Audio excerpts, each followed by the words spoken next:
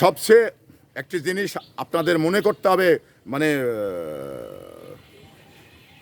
পাপকে ঘৃণা করতে হবে, পাপীকে নয়। কারণ পাপী একজন ব্যক্তি এবং পাপ আর একটা জিনিস।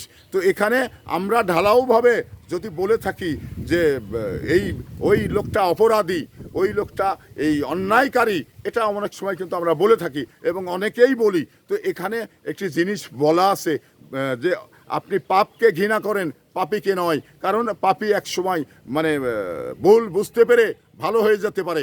তো এবার পাপ কখনো ভালো হবে না।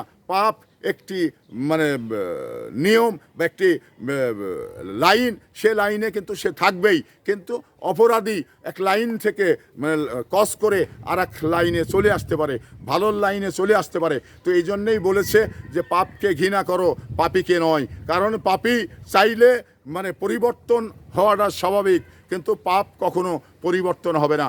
পাপ আলাদা একটি জিনিস, সে মানে ধারাবাহিকভাবে সে চলতেই থাকবে। এবার ওর লাইনে যে মানে পাপী যাবে, সেই কিন্তু মানে পাপের পাপ তাকে স্পর্শ করবে, এটা একটি জিনিস।